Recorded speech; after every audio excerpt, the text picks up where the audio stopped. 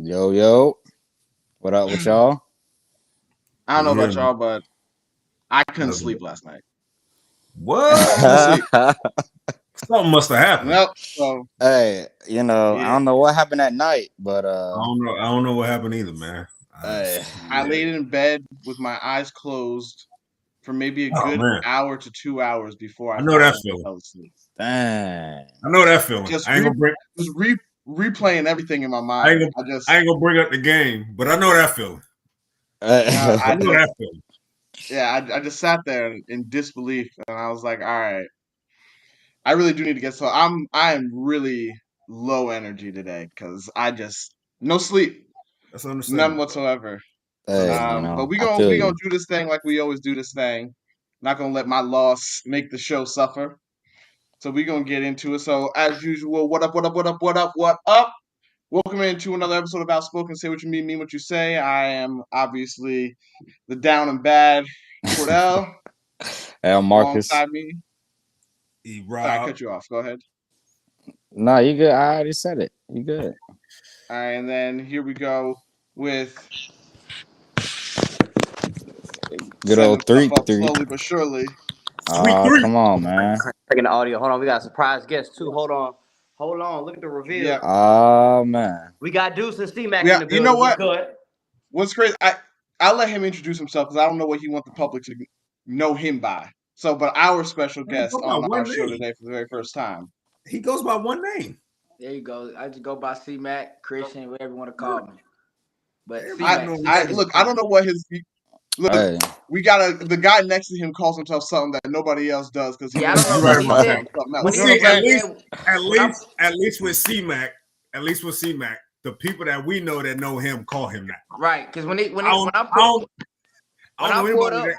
when I pulled up and he said, "What do you want to be called?" I'm going by Deuce. I'm like, bro, like No that's one that's calls Like not him his Deuce. name. There were two He doesn't. Erics on the show. No one I, I'm calls Eric him 3 Deuce. second Deuce. It makes sense. No, No, it bro. doesn't. But you don't give a deuce. You give You a know, sweet. We you call him made it. sweet. No, His you name is called his my name is IG Sweet name is Street. Sweet 3. That's No, what see, you the call thing me. is, You're the Um, only person that called me that. he made it seem as if Deuce I was a didn't make nothing long-standing seem as nickname. nothing. Like, ain't nobody called you that until this show I started.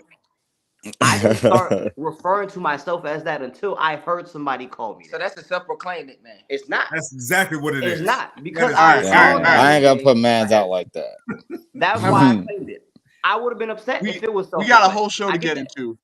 Y'all arguing over names. We got a whole show to You get started into. this, what should we? sir. What should Yes, we we already start with? started. We here. We going. What should So, we all start right. with? I don't want to start with my devastation right now because I feel like it's going. That's A block What? material. It Really? is, but I'm pretty sure you're gonna want more people on here before we start It's on the on that. airwaves all day. I mean, It is, every but every I'm show needy. every show started with that game. I mean, we might as well. Exactly.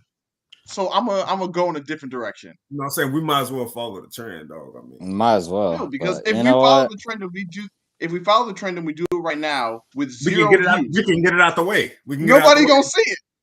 No, we can. If the Bills won the Hey, game, would you look. have not started with it? No, I never. You Hell can no. ask. We would have had some Hey. theme music. Time out. Time out. Let's be fair. Last show we didn't even talk about the Bills after they won the playoff game. We Because It's a did you no beat different topic. the win. Steelers. That Hold wasn't a It's the on. prime time Steelers. Second of matchup. all, That ain't beating the second of Chiefs. all, It's a different win. second of all, my consistency throughout the season, I have never done any hot topic to start our show when we only have one No, we person did. watching. But No, no, we this is did. not a I hot always topic. wait. This No, is we not did. a hot topic. This is We- the topic. Oh, I mean, it's up to you. We can let it linger for the rest of the show, or we can go ahead and talk about it now and get it out the way. It's up to you. All I'm right. gonna Hey, let it. look. I'm gonna wait for Hey. people to actually tune in, and we gonna get Okay. into it. Hey, some Lions Bucks, or if you want to start off with some Damn, Oh, snoozer game. I was just gonna Terrace start off with some Parsons. gossip. Start Okay. off with the gossip. Hey, well, Yep. go ahead, Take it Mr. easy Host before man. we get what into is it. this, TMZ? You got tea. I ain't know you brought tea. What's tea time, Cordell? What we got? No, we gonna start off with because the Cowboys like staying in the light, so we gonna keep them in the light. We're gonna start off with the They like leading Cowboys. shows. We gonna let them lead the show. Okay. Oh, All Okay. right. What So, up with it? who do you want to start with, Dak, or do you want to start with Micah? well, Because let's go with that.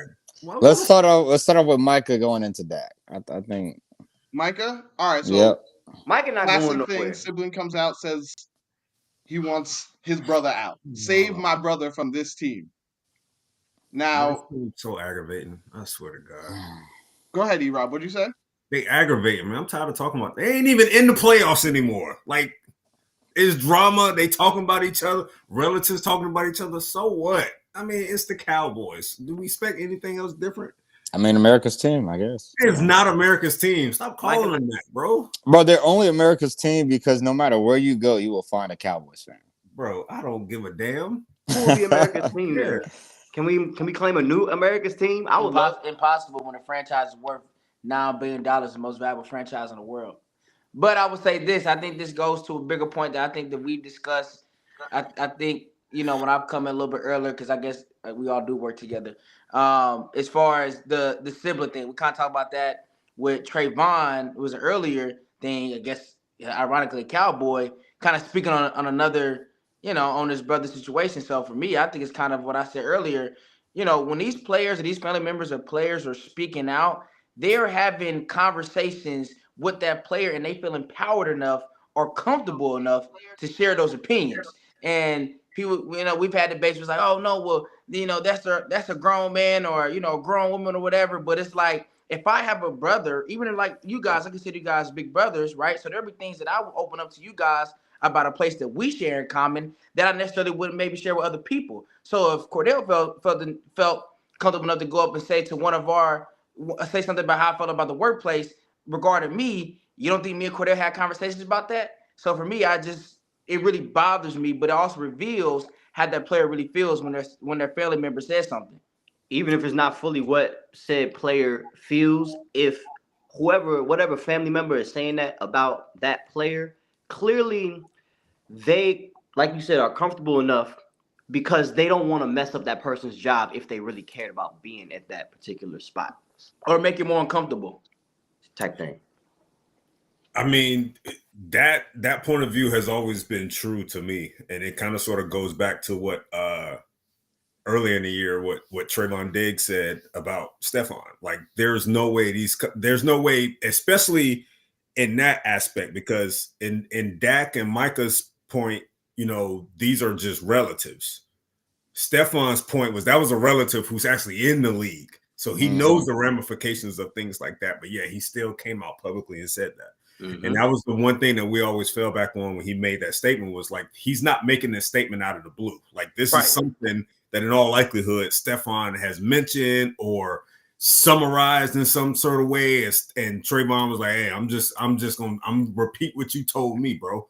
It's the same thing with these two, man. So it's like, you gotta watch, even nowadays as an NFL player, you gotta watch what you say around family, man, because some of these players, some of these family members, they think that they got a voice and that they can do and say whatever they feel too, and it has no effect on them because they ain't on the team, they ain't in the league.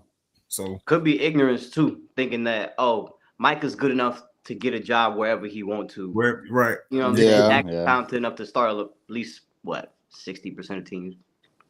75% of teams. I mean, to be honest, like the crazy thing about it though is it's like, these things that come out are people that family members that have talked out and whatever.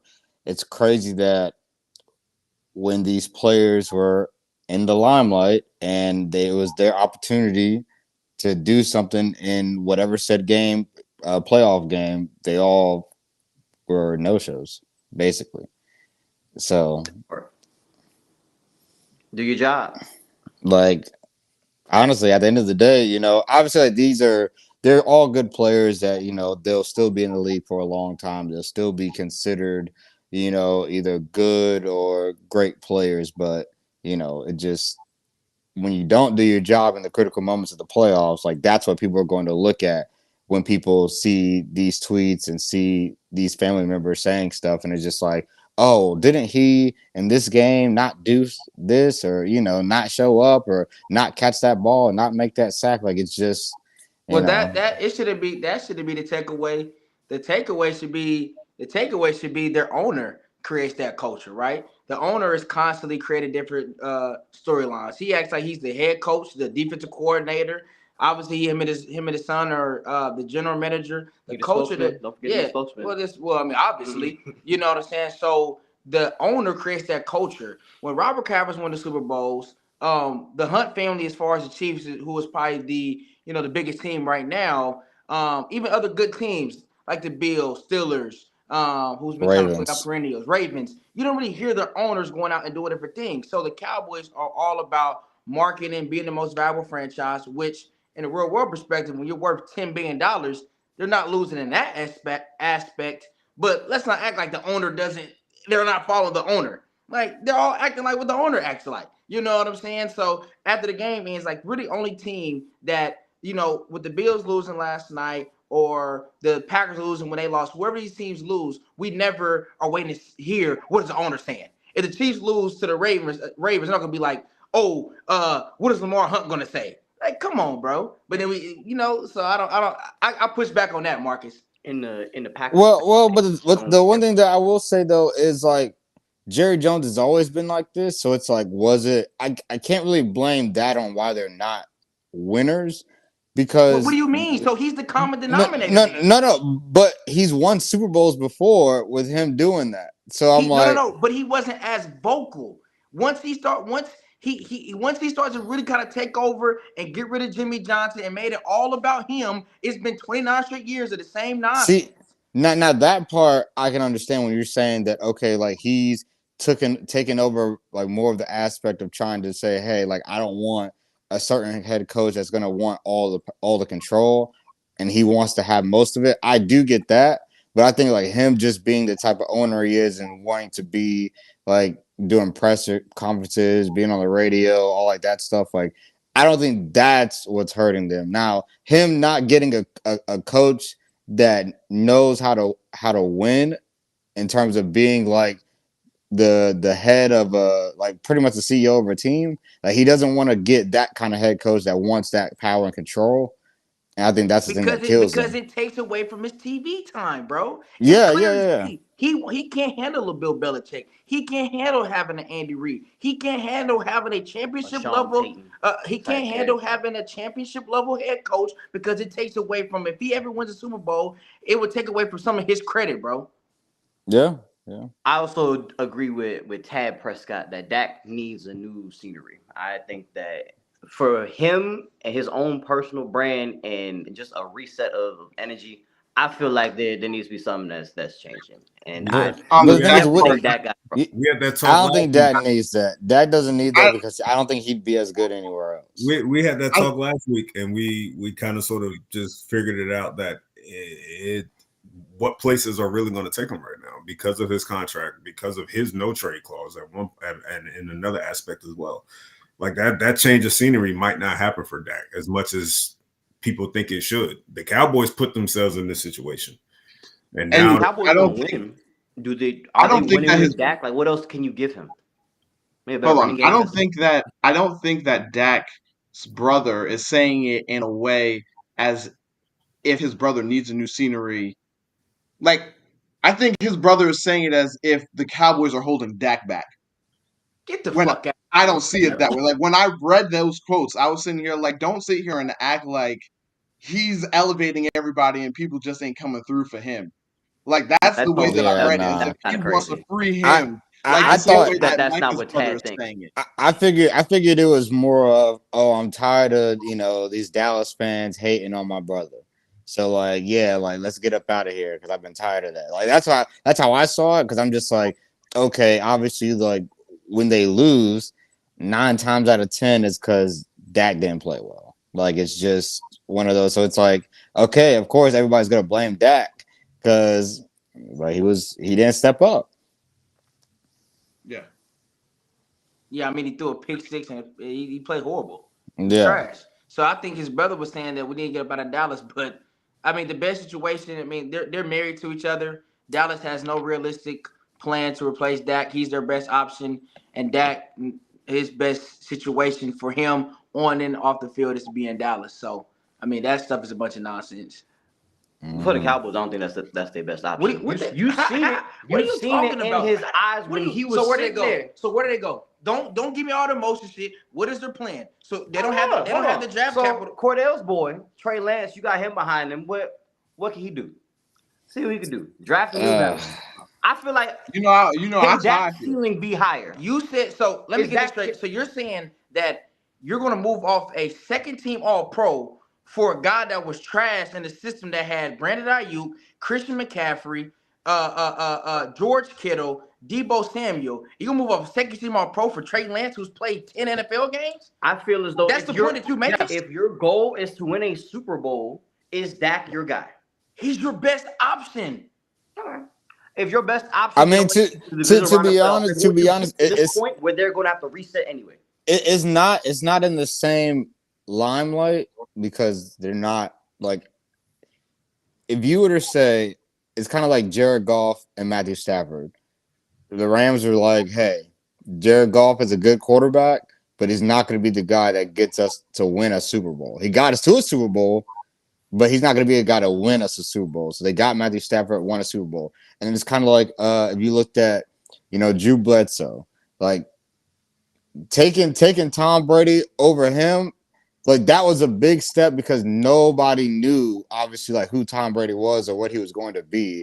So to say that, okay, we have a quarterback that we're paying and we're going to just keep Tom Brady, like that's your analogies. I'm not really following along with it because they traded away Jared Goff for Matthew Stafford. I don't see a quarterback where Dallas is making a swap to bring in a borderline Hall of Famer, including Dak Prescott in that package. You brought up Tom Brady. Let's leave Tom Brady out of this conversation because it's Tom Brady. He's an outlier, and you're not going to convince me that there's a Tom Brady on this roster with Cooper Rush and Trey Lance being Tom Brady. No. What I'm saying is the analogy is to take a leap with someone else because we could say Matthew Stafford borderline Hall of Famer, but you got to also remember Matthew Stafford hadn't won a playoff game when they made that trade. I understand. So it's like it was still. Who's on the market that's a Matthew Stafford in the NFL right now? No, but what I'm saying is it's still it's unknown. So it's like the Cowboys. What we're saying right now is we know that Dak's not like the solution. So they would have to find a way to branch out and find an unknown and make it work. I'm not saying that it's going to be. I'm not saying it's going to be a rookie. I'm not saying it's going to be a guy that we know that's on the market right now. But I'm just saying that it could be anybody. It could be anything. They just got to find something. Like do you think that there is somebody out there right now? I mean, right now, I don't see anybody right now. That's like a realistic option, but I mean, Dallas is known for making moves sometimes, so they got to find it. If not this year, like next year. You never know because football's ever changing, so you never know what you can get. But they're never bad enough to where they can get a top quarterback out the draft. Like they're not that type of team. So they would have to make a crazy move. I guess kind of similar to what the Chiefs did for Mahomes. Now, obviously, like there's not another Mahomes, but they traded up for a quarterback that they wanted, and the Cowboys. If they were in that situation, they could trade up for a quarterback that they want. Not to say that he's going to be a Pat Mahomes, because that's an outlier, just like Tom Brady's an outlier. But they could get a guy that could be their future to take them to a Super Bowl one day. The Chiefs did trade up like 20-some picks from it was who they make that trade with? I don't got that good memory, man. You're a little older than me, big bro. Keeping on track. This guy trying to mess me up. Look, I personally think that Trey Lance is the best option. Personally. Because he has a higher ceiling than that of Dak Prescott. Now, will he reach it? Don't know. But I know Dak already reached his. So I'm going to go ahead and take this leap that Marcus is talking about. Let me take a leap here. And if it doesn't work, then I'm going to probably be in the top echelons of the draft to be able to go get me one the next year. I just think that's funny. The way that I see it. Take a chance for a year on Trey Lance. If it works, hey, you got it. If it don't work, you got enough. I'm assuming because you traded away Dak, you have plenty of picks from what you did from that you should be able to get your quarterback the next year. I just think it's funny. doesn't work with Trey. I find it funny that when the trade was made for Trey Lance, how Cowboys immediately came out and said that it has no effect on Dak's future. It's just we're just trading for a backup quarterback. And now all of a sudden the season is over, and here we are talking about Trey Lance potentially taking the starting spot from Dak Prescott. It's funny how that works out sometimes. Like I always felt that trade was more than just what it was on the surface. You don't trade for a guy like that literally right before the season. You don't trade for a backup quarterback right before the season. Like, who does that? A-Rob, well, big bro. Because I think I get what you're saying. I agree at that point. But if we just look at it with facts and take away the emotions, what we think, I don't remember, or I would have to. There has to be some type of research done of a guy making a second team All-Pro at a position, especially at a premium position at quarterback, and then losing his job going into the next season. No, I don't remember that happening. I'm not saying he should lose his job. I'm pointing out the fact that Cowboys fans looked at it and just shrugged their shoulders, and everyone else was like, I don't know. That sounds like a move, like a team preparing themselves for if Dak doesn't finish the job this year. That's what it felt like. But don't you think, though, it could have been possibly a contract bargain? This is something we can hold over his head. I mean, it did. Absolutely. That's why, that's what I'm saying. Like, I felt like it was more to it than just trading for a backup quarterback. Right. I think the takeaway is when you say a premium position, it's the quarterback position. They can make or break the game in the widest array, right? So if you are replacing Dak with someone who can make that change, who can step up and make maximize those moments that they'll have in the playoffs, why wouldn't you? But what? That no. See, let's be. Hold on, real quick. I'm seeing we're getting people trickling in. Again, thank you all for joining us. Like, subscribe, share. On top of that, feel free to leave comments on what you think, and I will definitely put them in our show for us to respond to you and whatever you guys have to say. Right now, we're obviously talking about the Cowboys. We're talking about Micah Parsons and his family, and Dak Prescott and his family, and all the drama that's in on that. So that's the topic. Next topic. After that, we're going to get right into the NFL playoffs. We're going to talk Bills Chiefs, but I want to finish this off, but I want to welcome you guys in. Thank you guys for joining. All right, go ahead, C-Mac, what you were saying. I don't want to speak about, again, what you feel or what you think. We saw Trey Lance, even on a small capacity, he hasn't even been close to an All-Pro level. You're right. We know for a fact Dak was a second-team All-Pro this year. I understand he didn't play well in the playoff game. I'm not denying that. I'm not making no excuses for that. But to talk about a guy that in San Francisco, they moved on and they would feel extremely comfortable going to a guy like Brock Purdy because of his decision-making, and he fits their system better, and they discarded him, and he goes and he's a backup quarterback. You're talking about a guy that hasn't even proven himself as a starter, and they're comparing him to a second-team All-Pro. Stop talking to me about what you feel and talk about what you know. Couldn't even beat out Sam. Trying to win football games in the couldn't playoffs. Even beat out Sam. Couldn't even second beat out All-Pro, Sam but not. What is he, Rob? Go ahead, couldn't even beat out Sam Darnold in the training camp battle. That's what I'm saying, bro. And honestly, he's not even the backup because Cooper Rush is the backup. He's not. He's the third string. So we're talking. So we're having a podcast. So right now, the day after the Chiefs and Bills, we're talking about a guy that's a third stringer. I never said Trey Lance was the answer. I said Dak was not. We could have been talking about Chiefs and Bills, but it's all right. So we can go ahead and talk about it because y'all are anxious to talk about it. Go ahead. No, I haven't been saying nothing. I don't understand. Go ahead. Like, he got the itch. Go ahead and talk Chiefs Bills. Can I start? Go for it. Postman got to tee us up. Where you want? No. It started. No. Tee us up because if the Bills would have won, you would have had a series of questions. Hold on. I go back to this past summer. All right.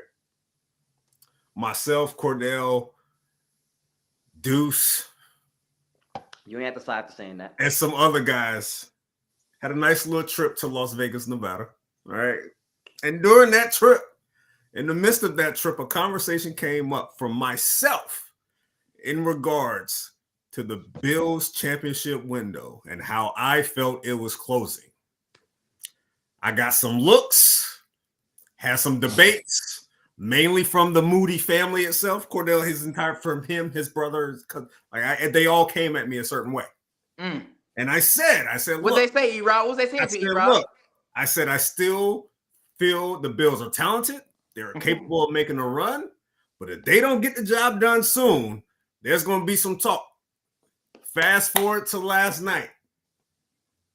Perfect opportunity. You got the number 2 seed. You got a couple home playoff games. Now you got your arch nemesis coming to you to Buffalo. You got them right where you want them, right? It's a fairly weakened Chiefs team, or a Chiefs team that a lot of people are looking at and saying, man, they're not it this year. You got them right where you want them, right? And what happens?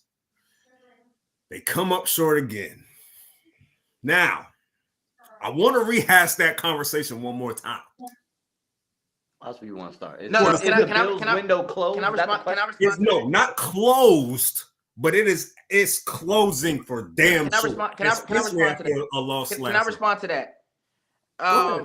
The championship window is still wide open for the Bills. It's open. It's open. I don't think it's closing.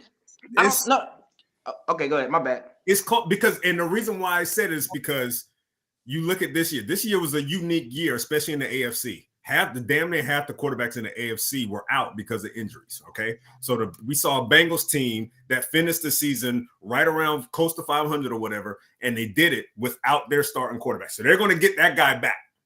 We saw a Texans team that's probably ahead of where we thought they would be. Okay, the competition is going to get a little thicker next year. And Buffalo couldn't take advantage of this season. Josh Allen, the Bills proved this year, and especially Josh Allen, that window is continuing to open. It's not closing under any circumstances. After watching that, if you're watching that game from an unbiased viewpoint, is there really a big difference between Patrick Mahomes and Josh Allen? No. From a talent perspective, hell no. They on the same level as far as talent. I've been consistent in saying that since I first met you guys. Now, is Mahomes the Grim Reaper? Yeah. he's just a tick above when it comes to closing games out. But as far as who is the second best quarterback in the NFL, I believe Josh Allen made tremendous strides. In this game that he played last night, the Chiefs game, he played phenomenal as far as taking what the defense gives him. The biggest knock on Josh Allen as a quarterback entering this year, and even this false narrative of he turns the ball over too much, or he does this and he does that, and so much negativity instead of identifying how much pressure he puts on your defense in every possible way, from the too high safety look to your damn defensive tackles. He's coming on every single level. So instead of acknowledging that, we've been so accustomed with just the lazy takes of saying that he's this and he's that, instead of realizing that actually he took what the defense gave him. People were criticizing him on TV today, talking about what he didn't have. He was throwing the ball average of 4 yards a play. We were playing too high safety. He did what a quarterback is supposed to do. He was playing like a Brady yesterday. And so, unfortunately, the Bills were banged up. You lost to Matt Milano, who was like a Fred Warner Jr. How much difference in 49ers look without a Fred Warner? Matt Milano's big. They were out probably, I don't really know. Probably, Cordell probably knows better than me. They were probably out about a key 5 to 6 players on defense. So I'm not making an excuse for the Bills, but unfortunately, the NFL is about a war of attrition. But when it comes to when you have that guy like Josh Allen that can stand and look across Mahomes and say, I'm just as good as you in a lot of different ways, I can't sit up here and say the window is closing. That's fine. That's fine. They have a different core, but the window. Is Josh Allen gonna be there? Josh Allen is the window. He is the core. He is the core. No, I think Stephon's gone. Here's the problem that y'all are escaping. Okay, y'all just focusing on the quarterback. Okay, it takes more than just him. That defense is a year older next year, and that defense is also losing half their starters to free agency next year.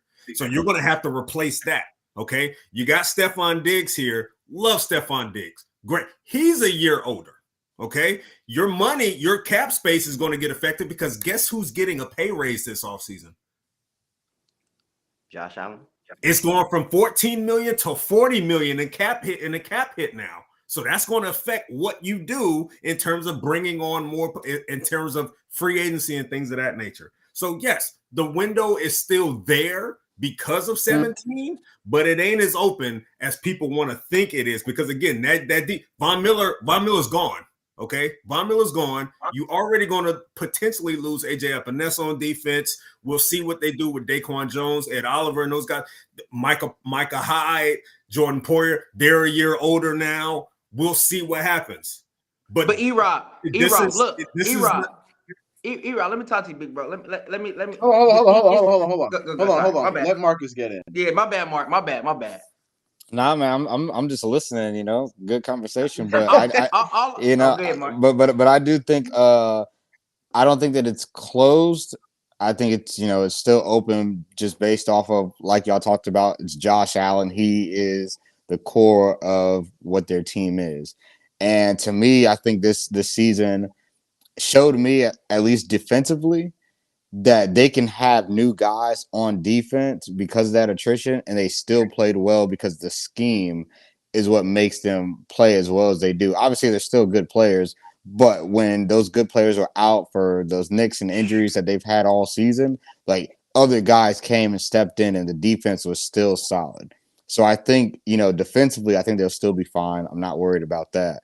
Like, offensively, I think, when C-Mac says that Josh Allen and Pat Mahomes on the same level, I cannot say that. And I only say that because I think Josh Allen is still an elite player. He's still dynamic, but it just seems that he can't find a way to win games in the playoffs. Hold on. Because when you talk about him playing against elite quarterbacks, obviously 3 of those times is against Mahomes. But you felt like even in this game, if a few plays were made that he could have made, whether it was the throw, whether it was he could have lost the game with that fumble that was recovered by the Bills. Like, it just seems like for some reason, and it's not always his fault, but you have to put blame on it just because he's the quarterback. Hold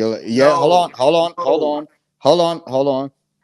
To say that, okay, like, he just didn't make more plays than the other guy. And the other guy is Pat Mahomes. But at the end of the day, like, when people had to play Tom Brady, the reason that they beat the Patriots because that other quarterback made a little bit more plays than Tom Brady did. But the thing, and essentially, essentially, Josh Allen has not been able to do that because the first time against the Chiefs, they lost by 2 touchdowns.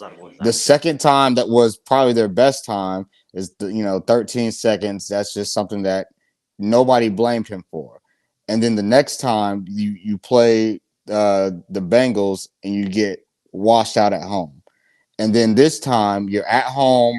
Like, this is the best chance for you to beat the Chiefs because at this point, throughout the Chiefs era, the Mahomes era, this was the worst team out of that Chiefs era. And this was your best shot when you're at home, and they didn't get it done then. For comment purposes, Eddie agrees with Cam agrees with what y'all are saying. Let me Marcus, Marcus, y'all watching. For that 3 minutes of Liverpool, you should be. May I get in on this? Sorry, Cordell.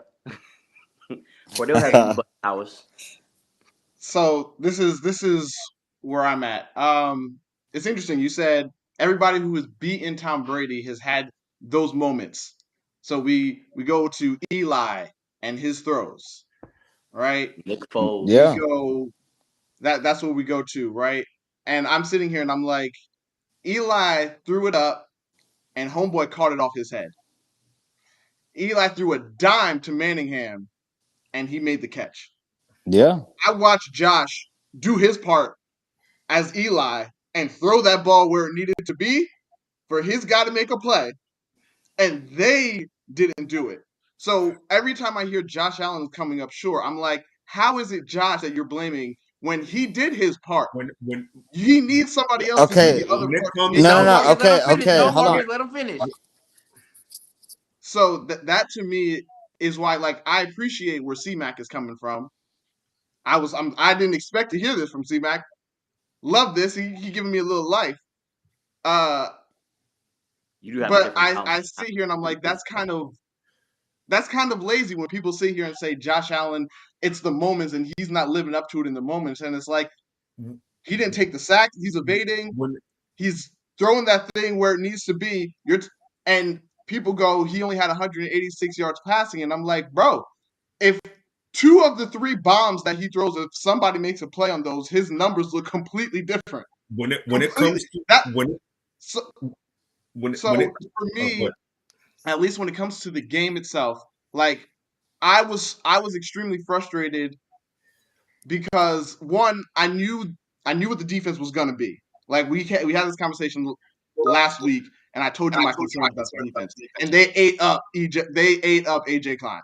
Like there was no doubt about it. They took advantage of that, which is fine. Like I get it. I said that this game needs to be on the offense's back for them to win this game. That was how I felt coming into it, and I was frustrated because I was like, hold on, are we the team who's got drop problems, or is it supposed to be the Chiefs? Because all of a sudden they catching everything, and when we need a play to be made, we not catching it. I was very confused by that premise alone, and that was what was making me so frustrated in this game. Was I thought that I didn't have to worry about that, especially without Gabe Davis playing. I was like, we shouldn't be having no drops. We're gonna be good.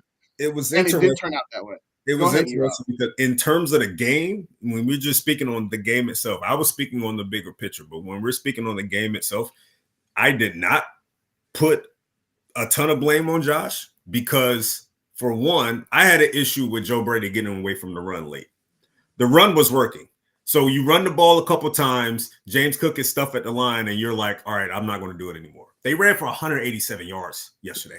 187. And you got away from it late because you wanted to put it on Josh's plate. Okay, whatever. Josh made the throws that need to be made. Now, if you're Stephon Diggs, you reportedly had this rift all year about not being included in the game plan and all this type of stuff, or not getting your look, not getting your targets. You get a target like that, you got to make that play. Elite receivers, big time receivers make that play. I don't want to hear whatever the coverage was. You beat the coverage. You couldn't ask for a better throw.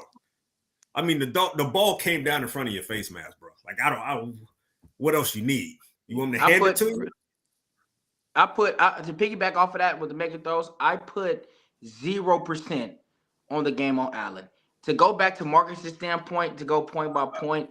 Allen's not the reason why they haven't gotten it done. Again, that's a lazy take. When they played the Chiefs in the AFC Championship game, or one of the games where they still had both of them, they had Tyreek, Travis Kelce. Bro, nobody beat that Chiefs team that year. We got some breaking news, guys. What we got? Titans are finalizing the deal to hire Brian Callahan as their next head coach. From the Bengals offensive coordinator. Bengals offensive coordinator. Okay. Oh. Yeah. Okay. But hold on. That ain't more than. Let me finish Allen point. Let me finish Allen point. Allen point. That team that bulldozed in one of the years, that was just peak Chiefs as far as on offense with Mahomes, Kelce, Tyreek. They just had a year together. That was just. I'm not gonna put that on Allen. That was just peak Tyreek, Travis, and Mahomes. No, I'm not. I know you didn't say that. No facts. But I'm going to Marcus. Now the 13 seconds game. Bro, that's not on Allen. He literally literally made the play to kick the ball off for 13 seconds. Don't sit up here and bring up Allen and get it done when he made the play and gave you 13 seconds. That's not even plausible for him to even get no blame on this. I'm gonna let you finish. That should never be on. With the Bengals game. Okay, about Joe Burrow now, I give you that one. But I think the Bengals is a better team. Overall, I think the Bengals are a better team in the AFC last year. Mahomes is just who Mahomes is. Period. He just makes some. But we got away by the skin of our teeth. It took him running to the sideline and getting a favorable push out of bounds call for us to win that game. The margins is like this, right? And then this last night, watching that game, it was Goliath versus Goliath. That's what it came down to. And guess what? One Goliath on the defensive side of the ball had their main guys out of the game. That allowed I love Travis Kelce. I think he is a little bit juiced up. But you don't think that with Matt Milano and all them boys out and some of their corners out, that led to the reason why Travis Kelce was eating up the middle of the field? You don't think that matters? Hold on, let me finish. And we're gonna blame Josh Allen for that? I can't sign up for that. Let me finish. The plays that, like E-Rob said, to Trent Sherfield, to Stephon Diggs, who's a crybaby I didn't like, and I was right about that. Gotta make They those. didn't Gotta make those plays. Can I say this as well? We always say again, and this is lazy take. This is the worst Chiefs team. No, this is not the worst Chiefs team. What has been tricked? What has been tricked in the mind is. And this is what makes it hard on Josh Allen. This is the best and by far the best defense the Kansas City Chiefs has had in the 6 years of Mahomes. It is not the best offensive group Mahomes has ever had, right? But this is the most balanced Chiefs team that we've ever had, and this is the best Chiefs defense that we've ever had. And Josh Allen, alongside James Cook, I'll give him this credit, and this offensive line had us on our heels the entire night. And that 2-minute mark and that play call about Joe Brady, and I like we did this year, cost them. That 2-minute mark, you bleed the clock down, you run. You either kick a field goal or you make a touchdown pass. But to sit up here and talk about Josh Allen and act like he was, I mean, that throw he made to Khalil Shakir in the back of the end zone, who else in the league is making that play outside of Mahomes? Real Well, quick, that throw, the thing that I throw would push was back off. with Allen would be the hero ball element. He's not, but that's, he has to. I'm saying, hold on. When you talked about how he is seeing that double high safety and making the right decision and keeping it low, when we looked at that play that he missed where Chris Jones was in his lap, he had the drag underneath.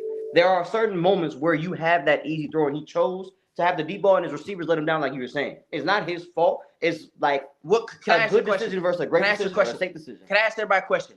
What quarterback in any game, because I hate when people do this with the all 22 shit, the next day media narrative, where you can point, well, he should have made that, or he should have. If I'm watching the game and this guy gave me an A+ performance, and he simply just didn't add the other plus, we ain't gonna say he still had a 98, 100% performance grade.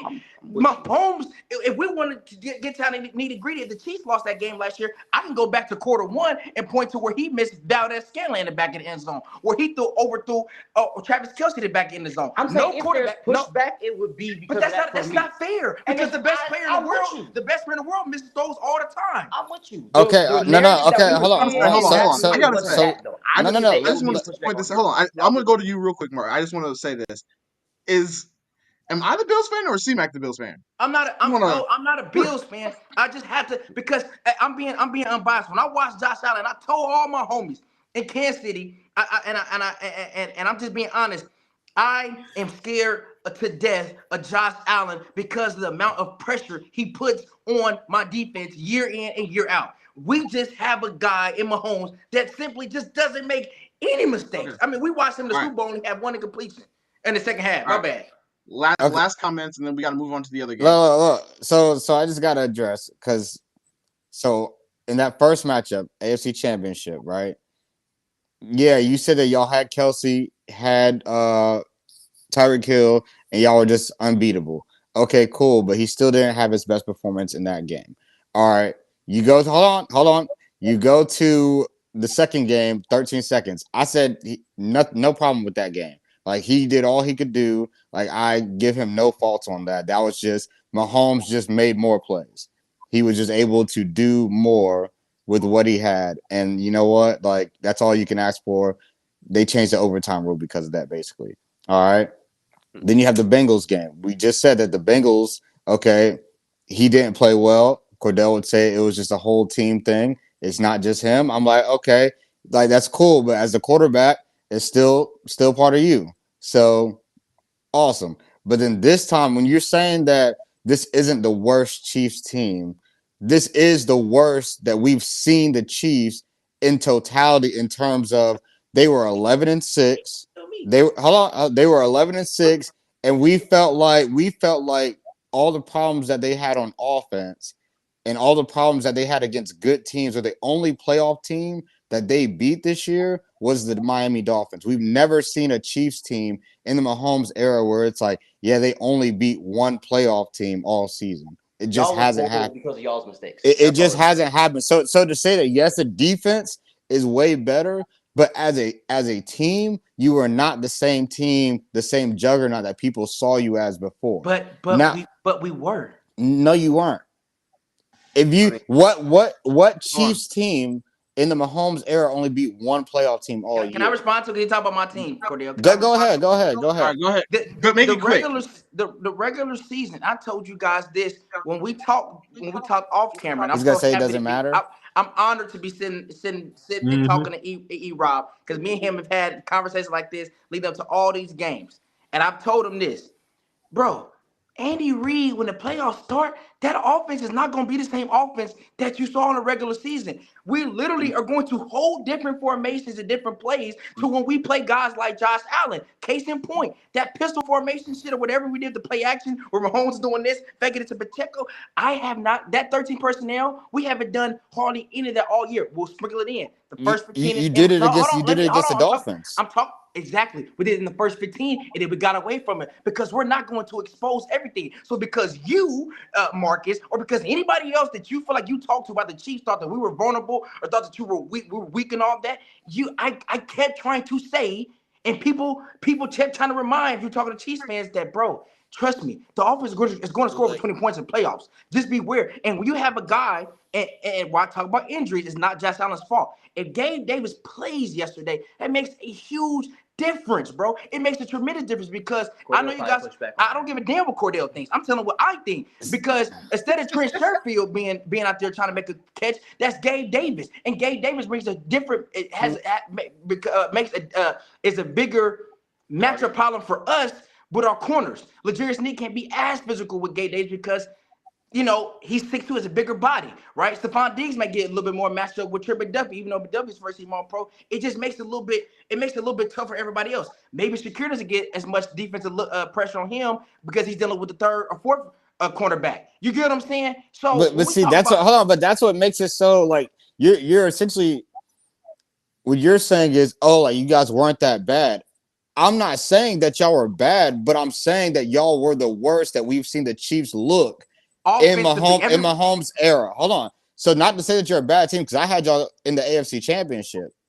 So it's like it's not like I said that. I did. I'm gonna say it's not like I had y'all going the furthest out of anybody when we came to picks. But at the end of the day, I felt like y'all wasn't gonna make a Super Bowl because of the drops and because of what your receivers were. And that's why I said that you guys were the worst that we've seen as a Chiefs team, as a collective, and what we've seen from the regular season. That was the worst that we've ever seen the Chiefs. So it's not to say that you guys are a bad team. It's just saying that your teams have been so good. This is the worst that we've seen said team. It's been so good. It's been so good offensively. Yes. Even defensively, you guys have made plays in the playoffs. You guys have made plays in the regular season against teams. Defense hasn't been just trash. We got to move on. I'm sorry. I'm sorry, big bros. I went too far. My bad. All right. Let's go ahead and talk about who their opponent is going to be in the AFC Championship. Baltimore puts a beat down on the Texans. Now, I wasn't expecting a beat down like this. I really wasn't. Texans are their own for me. I'll take lead for this one. I wasn't that impressed with the Ravens offense. I wasn't that impressed really with the Ravens in this game. Personally, like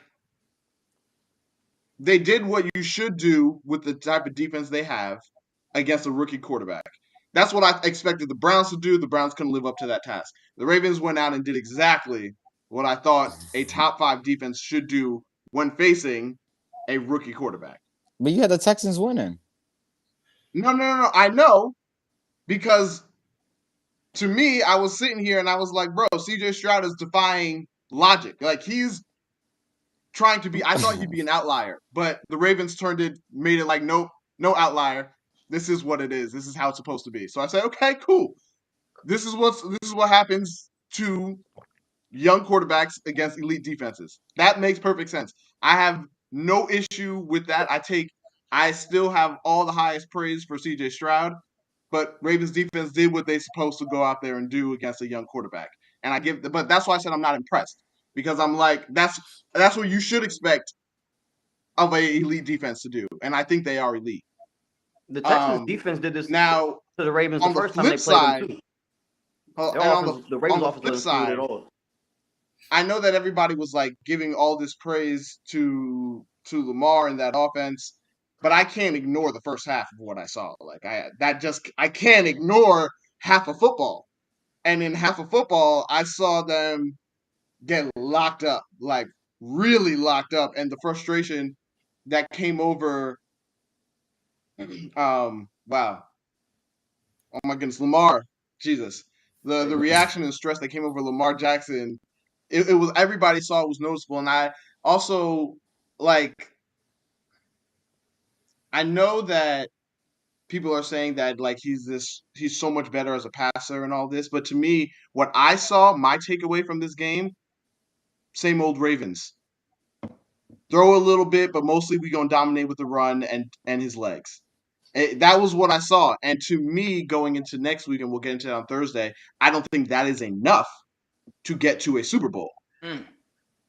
Because I'm like, you struggled in the first half against the Chiefs. Sorry, you struggled in the first half against the Texans, and I think the Chiefs will be able to maintain that type of pressure over you all game long and contain Lamar in a far better way. And if you can't open up the passing game, then you're just like you were last year and the year before.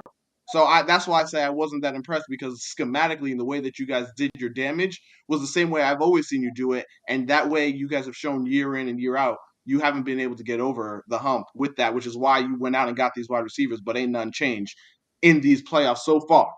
Now, if you go out and start airing it out next week, cool. But in this game, I'm not impressed because I've seen this every year. I don't think they would need to. We just talked about how the Bills had 187 rushing yards against the Chiefs. The Ravens, they run the football. In the playoffs, when you're able to have the time of possession, when you're able to slow the game down, when you're able to be in control, you're going to set yourself up better than any other play style. The Ravens having Lamar also as that weapon at your quarterback position is always going to make a difference, even if the passing game isn't cooking how it should. I don't think that point going matter. Think about it. Hold on, going to matter. real quick. If you could turn the ball you just over, said the Bills. You just said the Bills had 187 yards rushing. Where are the Bills now? Y'all stop running the football. He says we stopped running the football. To me, it was slowly getting shut down. Like I saw them becoming less and less productive running the ball. I was watching it. I was like, okay, you're gonna have to. All I saw in that game, I'm not trying to go back to it, but all I saw was we're gonna stop the run and we're gonna keep everything short. That was it in the second half. Stop the run, keep everything short. And if the Ravens go into this game thinking they're gonna be able to run the ball on the Chiefs all game long, good luck. Good luck. So they stopped it. They held it to 2 yards rushing. Cool. Okay. Still running football. Bro, the Ravens. They continue to stop them. I guarantee you, bro. Still running. It can wear a defense out just because you get stuffed at the line or you get minimized to a gain of 2 yards. I mean, you got to get away from it. It's gonna pop. Like it's been popping all game. You don't just abandon it like the Ravens. It's gonna hit, bro. You don't just abandon it and let Josh throw it 18 straight times. Like that's not a winning formula. That's not a winning formula. The Ravens are not going to run for 187 yards against the Chiefs. What the Bills did yesterday was an outlier, which was awesome. What they did, it was kind of our game plan to make Josh dink and dunk and see if he's going to not try to make big plays down the field, right? And we barely got away with that. So because that's I think the most rush yards may gave up all year, right? What Josh Allen presents, especially short yardage and being in front of the sticks, is when he runs the ball, he's a more dominant runner than Lamar Jackson. Lamar Jackson is more dangerous when you get him in open field. When he's kind of 5 yards down the field and when he has green space, that's when he's really electric. What Josh Allen is very comfortable doing and can do over and over again is 2nd and 4. He'll scramble. He gets 7 yards. He'll get 4 yards here. He'll get 6 yards there, which puts the defense behind the sticks. Lamar Jackson isn't the type of runner where he's going to try to run through you and run up the middle and then and go head to head with Willie Gay or Nick Bolton. Lamar Jackson doesn't present that problem. So that running game with Gus Edwards, first of all, is nowhere near the challenge it is with James Cook, because now you have thunder and lightning in the backfield with Josh Allen and James Cook compared to Lamar Jackson and Gus Edwards. Gus Edwards ain't doing a goddamn thing on Sunday. I tell you that right now. So what the Ravens did against the Texans, to go back to that game, is they had 10 points at halftime. CJ Stroud was impressive. His damn offensive lineman Fant had like 5 drive killers that was terrible. The penalties was crazy. The penalties were crazy. They were without Tank Dell, which is a fact, right? And so also they're a young pup team as well with guys around that just didn't perform at a level that CJ Stroud was actually very calm and very accurate in that game as far as some of the decisions he was making. But CJ Stroud's not going to MT. What's the damn stadium called? M&T Bank. Whatever the Bank Stadium. I don't give a Bank Stadium. That's not CJ Stroud going in there. It's going to be Mahomes. And to Cordell's point, the Ravens were just the same old Ravens. And we get all this. I don't understand. Wait, so this is what bothers me too. And I'm not bringing back to Josh Allen, but Josh Allen has 5 playoff wins, has had historical playoff numbers in his entire career, and we shit on him.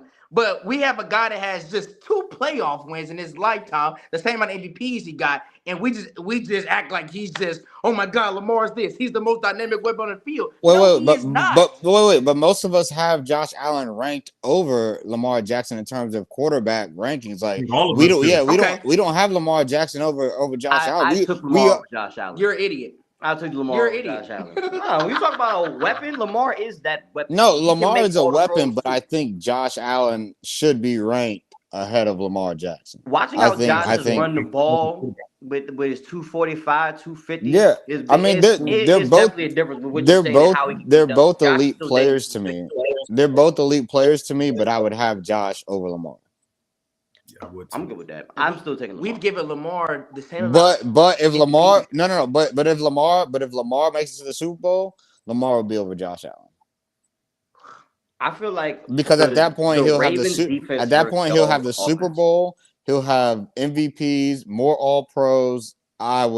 At that point, I would. Are we talking legacy ladder? Or are we talking like who you would take to lead your? I'm saying like as a legacy, like you would have to have Lamar Jackson over Josh Allen at that point. Would the Ravens be as dominant if Raekwon Smith was off the team? If Marlon Humphreys didn't play? Right? So yes, because they have not played and they still win games. If we take off 5 of their key players on defense, plus Raekwon Smith, right?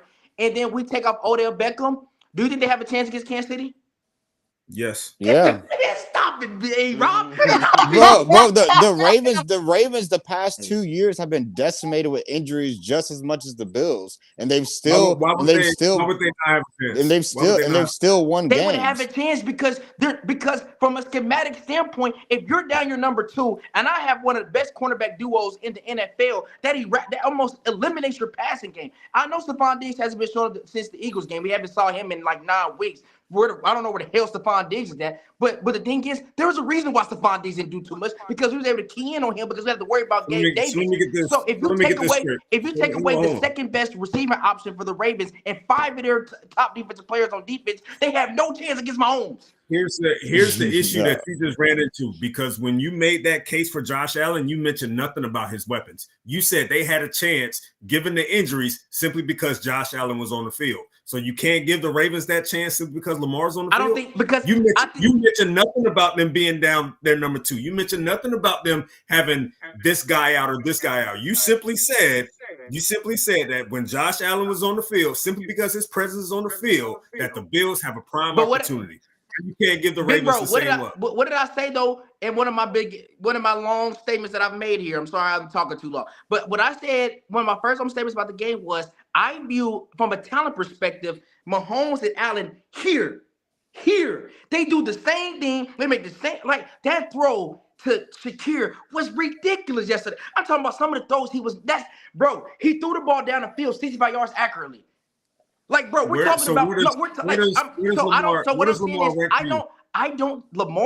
talent perspective. Where does Lamar rank? It's not even close to Mahomes. He's not even close. Where does Lamar rank for you? You said where does Lamar rank? I disagree with that. You're talking about talent. Where does Lamar rank for you? What the fuck? You're talking about talent. What Lamar brings to the table. Where does Lamar rank for you? He ranks 4 behind Mahomes, Allen, and Burrow. There you go. Yeah, I have him at 4 too. I have him at 4. We all have him at 4. So, But there's a big difference. So I don't get it. There's a big difference between because when we're saying Lamar can make Let me all wait. throws. no. I don't know when Lamar can't make all the throws. Lamar can make all He can make the that throw. throws. He can make that throw. To Hey, Stephon Diggs you out there. two. Yes, bro. He can absolutely make that throw. We Get the see fuck him outta make here. that throw. That was one thing that he Get the fuck did, outta even here. when he had Marquise Hollywood Brown, not so Hollywood. All right, I just muted them. All right, I had to mute y'all because y'all going off the rails. If y'all Y'all going telling Yeah. yourself, I'll unmute. I shouldn't be the only one that's be getting muted. Nobody else is going crazy. Exactly. Now, let's have a calm conversation so the audience can understand. Now, what E-Rob is saying, and I think, forget top 5. You got us muted. Put it in tiers. What tier is Lamar in? That's what he really wants to know, because we all have him at 4, but just because you're at 4 does not mean that we have you at the same tier. So what tier do you guys have Lamar Jackson? One. He's elite. A game changer. 1. Elite. So He's Elite. right there with all of those other dudes. Time out. So what we're saying then, you're saying that Lamar is in the same tier as Mahomes. Yes. Yeah, him, Allen, and Burrow. I think all of them are in that tier 1. Like for It's only like only 4 quarterbacks in that tier 1. for me, if you were to tell me that if I really had to go to the nitty gritty, I would say Mahomes is the only one in tier 1, and then I'd have Allen, Burrow, and Lamar at tier 2. If we wanted to get really like detailed with it, but for me, because I think all of them are elite quarterbacks and they're all game changers, I have them all at tier 1. I think those are the only elite quarterbacks in the league, in my opinion. You have elite, you have very good, but those are the 4 that I feel I've seen on numerous occasions literally be the best player on the field. Like, I haven't seen that enough from guys like Herbert, from Tua, or any of that. Those 4, I've seen it on numerous occasions, whether it's the regular season, whether it's the postseason. I've seen it on enough occasions where it's like, yo, I don't care what anybody else is doing. They're the best player on the field today. And the thing that people forget about is Lamar Jackson has one of the most, like, in terms of winning percentage, he's one of the highest quarterbacks there. And you know that when he's playing, the Ravens usually win the division, and that's with Joe Burrow in it. That's with the Cleveland Browns playing the way that they have the past few years. That's with the Steelers. Like, they are still winning the AFC North. Why? Because Lamar Jackson. Every time Lamar Jackson's playing, the Ravens are number 1 seed in their division. And the only 2 times that they didn't win was because he was out at the end of the year, last year and the year before. But any other years, they are number 1 in the division. So you can tell that when he's playing and he's their quarterback, they are going to be one of the top seeds in the AFC. I mean, you can say that about 3 out of the 4 people that we just named. You can say that about, technically, right? Yeah.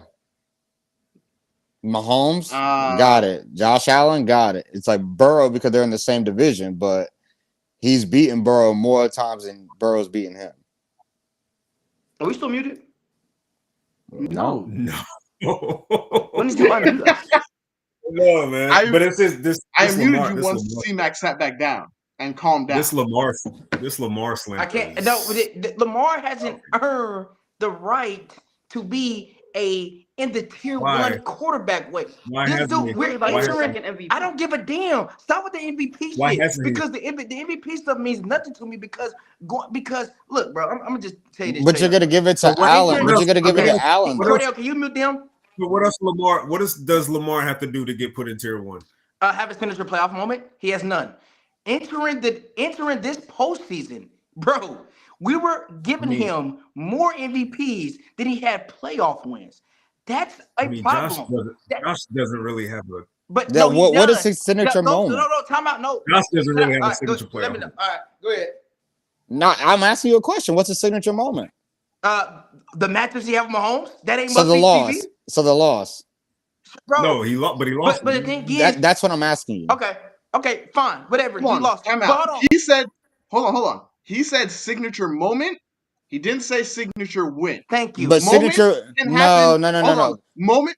Moments can happen in win or losses. Moments Thank you. happen. When we Big think about moments, Josh big Allen in the plays. playoffs, what We moments? know. But So let me- nobody all right, so cares let me- about We know. moments No, when you wait, hold on, lose. wait a minute. Hold on. Nobody Wait a cares minute, hold about on, hold moments on, when hold you on, hold on. lose, bro. Hold on. I Wait a don't want to minute. hear No. that. So hold on. So let me tell you this. What the You give hell? me a Lamar Jackson playoff game where he played at the caliber that Josh Allen played, even in that loss. So you're saying his wins, even though they're mediocre mid wins in his performances, those mid wins mean more because they're wins. But you're Right. not actually So looking you at the mean performance. And, Hold Because and, those on, and, but and, wins, hold and on, but 5 games. okay, Cordell, so complete. those Lamar wins not? are team based. We're talking Exactly. performance based. To And you're piggyback saying, off. well, it's the win. Bro, he still hasn't had a better game than Josh Allen has had in a playoff. But he still That is had. Established. Okay, completely To he different. just piggyback, had 300 total yards and 4 no, touchdowns. including Still the not game. better. But Cordell, But it including was the a game win. including the game he just Okay, had. so that's what I'm saying. What that the team has to do with that. That's not performance based. So You you mean keep to on tell me? So judging let them me off get of the this No, whole straight. Let me get team. this he straight. has. Hold on, hold on. Hold on. Let me piggyback. Hold on. Let me get this straight. Let me get this straight. So a quarterback can be hypothetically, a quarterback can go 0 for 5 in the playoffs, but as long as he has games where he's playing scot-free, we're going to put him in the elite But tier. no, the thing Is is, that what he you're saying? no. No, answer But my Cordell, let question. me Is that ask what you. I you're mean, saying? but E, let me ask you. First of all, Allen has 6 playoff wins. First of all, so again, let's not Against act like he hasn't who? won in the playoffs because he has actually. That's not my No, question. That's not my can I question. respond? Hold on. So Can I respond? He has. E-Rob, Hold your on, question Cordell. is Hold on, unfair Cordell. because nobody's Cordell. talking about a quarterback who's gone 0 for 5. No, So because that doesn't mean you're anything. measuring moments. You're measuring But moments Cordell, so high E-Rob, because you literally E-Rob, just said you're using Josh Allen's playoff moments in losses E-Rob, to elevate E-Rob. him He Okay, over has. Lamar. hold on. So do you want me to use his perfect game that he had against the Patriots, or does that not matter? No, I want you. No, I want Does you. that If matter you're then? going to sit here, if you're going to sit here and say that, then Matt Ryan needs to be hired in because Matt Ryan has a lot of good playoff Do not compare moments. Matt Ryan to He ain't Josh got no Allen. playoff Do not wins. compare Matt Ryan to He Josh ain't got no Allen. playoff win. But you're not gonna give that to Matt Ryan, Are are we? you? Are we No, you're comparing? not. We're comparing It's Matt not You Because black don't Ryan. and he's win. white not like the you're trying to quarterback make it that they seem. are. Like you this is what E-Rob Okay, does. man. He takes a single No, thing and he It's you trying to make it because he, black and he, white. he you're takes away elevating everything playoff else of their moments greatness and he focuses in on that one thing. because you That you not just one split. said thing. you just said playoff moments. You said damn the wins. If he played good in the fourth quarter, that's good You have to enough. put You things into just said that. context. You have to put things into context. It's We not are black and white. measuring What other we context do you need than that? I It's got black and you. I white. no, got you. no E-Rob. We are measuring these quarterbacks. And what do you want me to say? You want me to before I say moments, you want me to say, all right, well, Josh Allen has 4 years where he has 40 touchdowns. Nobody else in the league has done that. Josh Allen has you want me to name all those things and then go to this moment for you to like you want me to give you the whole list of Josh Allen? Is that what you need before I get to this one I got thing? you. Because you're making it sound like it's just this one piece of thing. What we're But saying is, Moment speaks okay, on you we doing your under job. hold on. We're saying we all know they're great. So now we have to figure out what separates them. What separates them? So what we're Them saying doing is them what job. separates them is there are if you think of any of Lamar Jackson's games, nothing has been something where we're even going to go back and look and be like, bro, I want to rewatch this game with Lamar Jackson in it because of this. None of his games anybody cares to rewatch. He has no moments. He has nothing at That this you point, putting the team on your which back is and showing that fine. you doing your job. but Everybody he else gotta step up and do essentially your job. he essentially put the team on his back last week, did he not? No, but he didn't. So you just Like obviously the defense did their job, but he definitely did his job with 300 yards and 4 touchdowns. Bro, Is he that did not just not doing put his it. job? Bro, he did not. He didn't. Bro, he did not put his Okay, team on the back. did And 5 he playoff was games. Hold on, Marcus. In 5 playoff games, the dude has 5 touchdowns and 5 interceptions. yes, Josh yeah. Allen has already statistically proven to be one of the best playoff performers ever. Stop comparing the Knicks that Yeah. got 5 touchdowns and 5 interceptions to a guy that's Like already been proven to be one of the best statistical playoff performers ever. What are we talking about? How do we watch these games and sit up here, Great points, we man. cut highlights. We watch one of the best shows on our network, and you sit up here and you come up here and tell me Lamar Jackson put guys on his back when he has 5 touchdowns and 5 interceptions in his playoff career. What are we talking about? But we're talking about the whole totality of his career. And when we talk about playoff moments, it's like, cool. He had his playoff moment. We'll see what he does against Mahomes and the Chiefs. But I give it, and everybody has said that Lamar Jackson needs to do something in the playoffs. That's a thing that we have all said that needs to be done, but that doesn't mean that he's not an elite player. Doesn't mean that he can't do it. And that's why I said that if he wins the Super Bowl, it's going to be because of him. So if they win the Super Bowl, it is. Because we know that's what I'm saying. We know in Super Bowls, we know in the playoffs that it's going to come time where he has to make plays. There's not going to be a time where if that happens, then that happens. But that doesn't necessarily have to happen. We haven't seen it. Have to happen. Sure. We haven't seen it, but I feel like Lamar can make those plays. If we're talking about, okay, if you talk about playoff moments, you could say that, okay, Josh Allen has had phenomenal playoff moments. But it always seems like, what did I say earlier? That at the end of a game, it just seems like they can't find a way to win. And also in the Lamar dissenting opinion, watching how the Ravens have lost in moments throughout this regular season, in the fourth quarter, they went into games with leads, like we've talked about, and Lamar turned the ball over. Whether it was hitting the lineman's helmet, whether throwing it to the back of the end zone against the Colts, whatever the case is, Lamar and Josh has done the same thing, so they can still be elite players. I'm with you. So that's what I'm saying. Like, that doesn't change it. Lamar Jackson, if you wanted to talk about just accolades in general, Lamar Jackson has more accolades than Josh Allen does. No, he doesn't. Yes, he does. Oh, you're just talking about MVPs. I'm sorry. We're talking about all pros. He has 2. Josh Allen has 1. You're not talking about actual stats, right? These are awards. He said accolades. I said accolades. Accolades are. Okay. I just want to make sure you're not talking about that's stats. What they are. Are they not? Okay.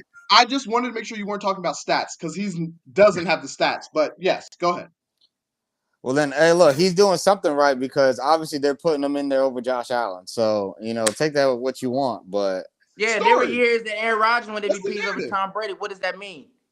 Like, you can't, like, you guys get so. Wait, but Tom Brady also has MVPs. You guys, I understand that, but there were years where we he's talking about closing versus not closing. Yeah, well, what we're trying to do. But that's something Josh doesn't do. No, but he still doesn't do that either. Let's get on Lamar. Lamar has 2 playoff wins in his playoff career. Let's talk about stats. He has 5 touchdowns, 5 interceptions. He has no signature playoff moment, bro. He's just like, and he has 2 MVPs. So congratulations, bro. You had a great regular season. Congratulations. That doesn't earn you the right to be in the same tier, and it's so disrespectful. Bro, he's made it as far as Josh Allen has made it in the playoffs. No. He's not on the same tier as Mahomes, bro. He's not. Not from a talent perspective, not even when it comes to the postseason. Hey, bro, what did I just say? I said if we wanted to be detailed about it, I think Mahomes is number 1, and then everybody else is below him. He has Allen and Mahomes together. So that's what he said. Yeah, but I'm saying for me, I said if I'm just talking elite players, then they're all in that same tier of elite game changers. But if I wanted to be detailed about it, then it would be Mahomes and then everybody else, because I don't think anybody else has that sort of resume. It can't just be about just ability. It's got to be about resume. That's why people aren't with Tom Brady, because they don't have that resume. You can say that, oh, Aaron Rodgers has the MVPs, Peyton Manning has the MVPs, but they don't have the resume that Tom Brady has because he's a winner. He's won. He's done something that they don't do. They haven't been able to do as much as him. That's why you could say talent-wise they're the same, but resume matters. So Lamar, we're gonna say that. I'm gonna put this out there. Y'all can clip this or whatever for next week. I think Lamar is vastly overrated. I think he's a solid thrower / good thrower to football. He's definitely not an elite thrower to football. Hell no. The throws that Josh Allen and Mahomes can make, Lamar Jackson, if he can make those throws, then he'd probably be the best player in football, but he can't, so he's not.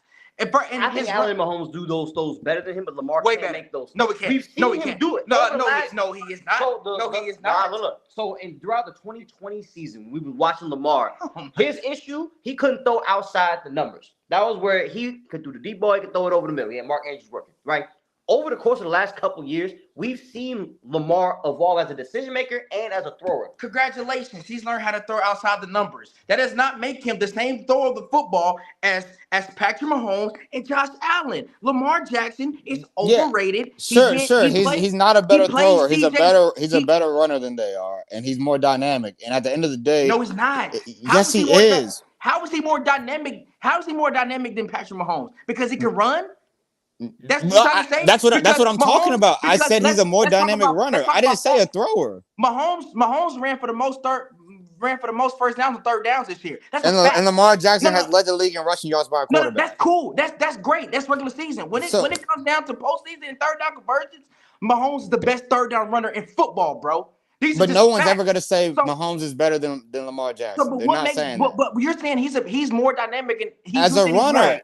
I said as a runner. I said they have him as a passer. I'm cool with that. You can say that. I'm cool with that. And I'm saying Lamar is just a better runner. So at the end of the day, like he has his strengths, just like they have their strengths, and you can win with both. It doesn't have to be you can only have this. That's not true. Saying that Lamar can do more running. I haven't seen somebody win I haven't seen somebody win yet like that. It hasn't been done yet. We'll see. I'll leave it at that. The Grim Reaper coming into town. It hasn't been done yet. So we'll see. But I want to flip to the NFC because I think the 49ers are in trouble. I think they're in trouble. I think Purdy is exactly who I thought he was. It's just another Jimmy G. Oh. I don't know about I don't know about in trouble, but people need to loudly apologize as loud as they were about Cam's take. They need to be this vocal about their apology. Cam was absolutely right. In terms of Brock and Dak both being game managers, he was absolutely right. Go ahead. I'm just saying now. I'm ready. I don't even have to wait till Thursday to make my final drive. This one. Going with the Lions. I think Lions had their first trip. Purdy had a bad game? You said what? Did Purdy have a bad game? He had a good game. He did his job. He was... Oh, okay. He did his job at the end. 23 of 39, 252, 1 touchdown, no picks. Only sack. How many drop picks? Like who keeps that stat? Again, who the fuck keeps that stat? Again, well, you can say the 22 for 39. He was not accurate. Did you say he had a good game? He had a fine game. It was solid. He did okay. He did his job. You know what's funny? If somebody took those numbers that E-Rob just said, they'd be like, "Oh yeah, that's an okay game." And then if you actually watch the game, you'd be like, "Yeah, nah, he ain't play good at all." If you actually watch the game, no, it's an okay. It's an okay game for a guy that's Mr. Irrelevant for a 7th-round pick. I don't care about Mr. Irrelevant in the playoffs. Are you good enough to get me? Because that matters. Because that matters. No, it does not. You think that people are going to sit here and be like, "Hey, bro, you know what? Because we got Mr. Irrelevant, hey, if we don't get to the Super Bowl, that's okay because we're using Mr. Irrelevant. Nobody cares anymore." 5th-round pick. Are it's okay you if good he enough? drops that pass down the field. He's a 5th rounder. Yeah. He wasn't even supposed to be here. He already exceeded expectations. Are you good enough? Is Purdy good enough? I don't care about his draft. Is he good enough? I answer that question. I don't think that. I didn't think it's kind of racist that we almost had this dude as an NFL MVP. I think it was racist. Granted, we went from talking about Josh Allen, Patrick Mahomes, Lamar Jackson, and now we've transitioned to Brock Purdy. I mean, this guy's not elite. Watching that game, he is not a difference maker, bro, whatsoever. I mean, you talk about having a guy like Christian McCaffrey, who is a Hall of Famer, a generational running back. I mean, he made so many different plays in that game where that 50-yard touchdown where he just stopped in the middle of the field. He did the damn Madden cover pose, and then he ran in. That was elite. Brandon Ayuk catching balls off the floor. Juwan Jennings stepping in for Deebo Samuel, making hella catches. George Kittle taking 4-yard, they keep little out routes and running for 6-7 yards. He made no difference in that game. Weapons. He is so average. Did I say he was elite? He is average. Did I say he was elite? He is Did I say he was elite? Go ahead, Rob. Did I say he was elite? Answer my question. Did I say he was elite? I didn't say he was. I just said he's not good Did enough. I say he was a difference maker? No, Did I say he was a I'm difference not even maker? attacking you, E-Rob. I'm just speaking in Okay, so general. is he All good I enough? said was he did his job. He asked That's me if all I he's good said. enough. I All just right. gave my opinion to that question. That's all I said. I was giving my Is answer to he that question good on enough? E-Rob. Do you think he played a good I game, just want to E-Rob? know, is he good enough? I think, given the circumstances, yeah, I think he played okay. Okay. Given the fact that So- he lost Debo in the first quarter, yeah, I think he played okay. Okay. It could have been way worse. It could have been He much still worse. got Brandon Ayuk. He still got George And he Kittle. still, Yo, and he got still let didn't have people any up Christian turnovers. McCaffrey is that. He still didn't have any turnovers. He still threw for 250 yards without his number one receiver. He did okay. He did what he's supposed to do, given the circumstances. Now, you sit there and drop your head. If Travis Kelce gets hurt in the first quarter, don't you expect Patrick to not necessarily have a Patrick-like game? Okay, hold on. If Travis Kelce gets hurt, but Mahomes has Christian McCaffrey and Brandon Ayuk and Javon Dennis and them dudes, what's gonna happen? What's gonna happen yesterday? Jawan Jennings is a certain tier wide No, I receiver. get that, now, but right? Jawan Jennings will be our second best wide receiver, peer receiver. Hell yeah, Brock Purdy. Like the thing is, Brock to me, E-Rob, all I'm saying, I know you're not saying he's elite or whatever. What I'm saying to me is he leans more to a Jimmy G than closer to a Kirk Cousins, in my opinion. His feeling is a Kirk Cousins. That's fine. He still did his job.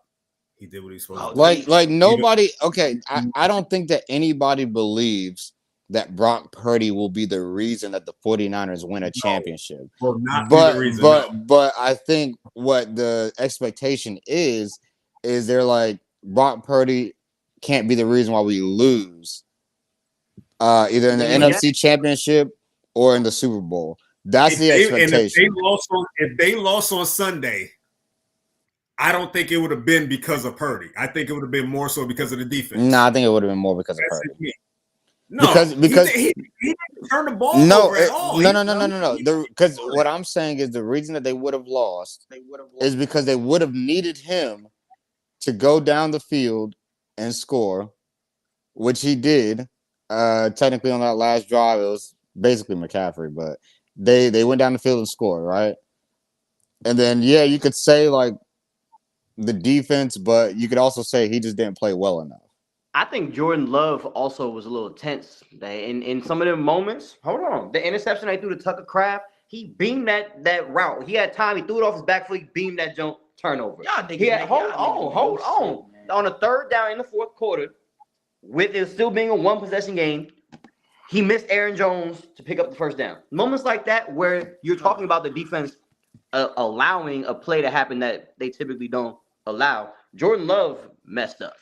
In some of the moments, I'm not taking anything away. Yeah, but everybody believes that Jordan Love is better than Brock Purdy. Absolutely. Yeah. Absolutely. But even on that last drive, the last throw, Jordan, that was a terrible pass. Jordan Love is light years better than Brock Purdy. But he's the reason. Like Jordan Love is the reason why they were in Jordan that Love folded game. in some of the moments. I mean, he folded at the end, and Brock Purdy didn't. I think that's like the one thing that you can say that is last the difference. interception. That might have been the worst throw I've seen from him all year. Yeah. What the hell made him make that throw? I think it was just like overconfidence in his ability to think that he can just fit it in there, and I'm just like, nah, bro. Like, absolutely. But there were times, even on that final drive for Brock, again, he made a couple key throws. Granted, McCaffrey scored the touchdown, but he made a couple key throws. Yeah. That's what made his game a solid game, because that final drive was kind of the solidifier that, hey, okay, he had an okay game because of that last drive. He got them in position to score. He stepped up. He did. He's good enough for what they need as a quarterback. And that's the thing. Their scheme doesn't need a Mahomes level quarterback. Their scheme just needs a guy that can go in there and steer the wheel. That's it. Hold on. Time out. How do we know that? What Super Bowl do they have in their trophy case? I mean, first of all, they've gotten to the Super Bowl with a Jimmy G there. They've gotten to the Super Bowl with his level of talent. They've won games to get to that level, and let's not sit here and pretend like that level of play did not have y'all down 10 in the fourth quarter. But big bro, it did. They lost. It did. It's still no. Hey, but y'all was on the edge. You have moments. It's okay to lose. But what I'm saying is, he's saying that Cordell. Wait, no, time out. Let's stay with Cordell's original question. I want to stay on track. Cordell said, "Is it good enough?" It has not been Yes. I think proven it that this can be. system I think works, it and it can hasn't be. had a Super Yes. Bowl. No, I think what they it need. can be. For what they need. Yes. It's good it's enough. possible. I'm not saying that like to say that, because we all felt like at the end of the day Jimmy G lost in that game, right? I think we Yes. can all agree on that. No, the defense did, not Jimmy G. No, Jimmy G because had Jimmy an G had opportunity. the He had that opportunity moment. to Jimmy G had the opportunity to score that touchdown if he would have thrown a better pass. He just didn't. Yeah. So he He lost. did. Essentially, he lost in the game because he had an opportunity. He could have had that moment that we would have been talking about, but he missed missed some out. balls The in moments that that game. y'all talked about with Eli Manning making those passes, and then obviously the wide receiver has to make the catch, but he made the throw available. I mean, Jimmy G didn't make that throw available. He got signature playoff moments. I guess he top 10 too. But you're saying that the 49ers You petty. you saying that the 49ers can. He is saying that they haven't done it with this same formula. Because the quarterback who had an opportunity to make that play didn't make that play. Well, it's different because now they have Purdy instead of Jimmy G, and we haven't seen Purdy in that moment because he got injured against the Eagles in the NFC Championship, so we didn't even see the moment. The question is, how much better do you think Brock Purdy is than Jimmy G then? Well, during the regular season, it looked like way better. I think Brock Purdy is a lot better than Jimmy G personally. But what I think is the biggest turn for the 49ers, we talk about from schematic standpoint, moving forward, if they even beat the Lions going to the Super Bowl, I think their defense is taking a step back. I think after the Eagles game, we were like, man, this defense is game bangers, and they're getting this and this and this and this. And really, I only lost the safety to an ACL injury, which is huge. The secondary is kind of spotty. They're not the same. Defensive line is really good, but it's not what we thought they were. And the offensive line outside of Trent Williams is not really the best offensive line in the league. And so what Jimmy G had, or I guess that team, the 49ers, I think we overrate the 49ers team overall. And if you want to beat the Lions, and if you want to go ahead and win the Super Bowl versus either Mahomes or Lamar, Brock Purdy just playing within the system is not going to be good enough. He has to be a difference maker in the Super Bowl. That's what I'm saying, because what's coming out of the AFC, regardless, bro, you're going to have to play some ball because the AFC got linebackers, bro. NFC don't got linebackers. The Eagles don't got linebackers. The 49ers got all the linebackers. The 49ers got all the linebackers in the NFC. AFC, you're either going against the duo of Patrick Quinn and Raekwon Smith, which is and Kyle Hamilton, Marlon Humphrey. You saw what Humphrey did on Deebo Samuel. That's what stopped some of their little splits they had and their little cross and slant routes. What they do, that got killed. And now if you go against the Chiefs, you got either Drew Tranquil, Willie Gay, and Nick Bolton. All three good coverage linebackers. So the matchups that they present defensively for the 49ers is going to be an issue. And they have elite playmakers as a quarterback. So Brock Purdy has to be a difference maker this year if they want to win a Super Bowl. He cannot just be within the system. Well, we can say that, okay, that game against the Ravens, we can also say that Brandon Ayuk had 100 yards. Kittle had 100 yards. The main difference in that game was Brock Purdy and the interceptions, right? What was the score? No, I'm saying it was 33-19, 33-16. So hold on. He had four interceptions. Marcus, you say all that to say what? Because you said the difference was Purdy and that's literally in line with what just said. But who did they take out in that game? Yeah, hold on. But what I'm saying is, it's like we watched the games and we saw that most of those three of those interceptions were tipped interceptions. It wasn't like, oh, like he just threw it straight to the defender type thing. So what I'm saying is the likelihood of that happening again is probably slim.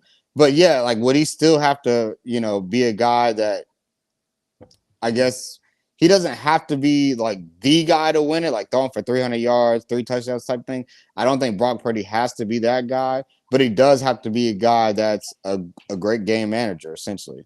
The Lions. That's all the 49ers need. Talking about batted balls.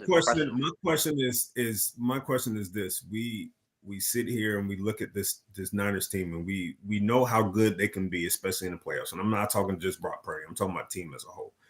But and going back to the statement that you made, C-Mac, about how they got to bring it against the Lions. How do we even know what this Lions team is going to be on the road with the Super Bowl on? That's fair.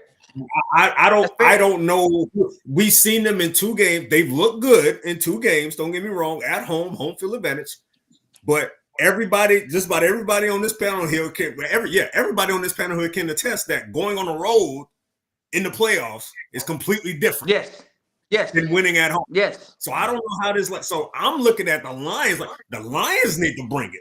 No, I'm not even talking. So okay, because the Lions are walking into that a team that's been to this point before. They've been to NFC title games. They've done what they needed to do to get to a Super Bowl. The Lions are the team that need to bring it now. I think this is a terrible matchup for the Lions. Specifically about this game, you're right about that, big bro. I think I'm already foreshadowing and penciling the 49ers in the Super Bowl and envisioning, okay, what performance is Brock Purdy going to be able to take to either knock off Allen, not Allen, my bad, either knock off Lamar or Mahomes. That's what I'm thinking, because as far as the secondary for the Lions, they are terrible. Sutton is horrible. Let me pose this question, y'all. Who has the most pressure, Purdy or Goff, going into this match? Purdy.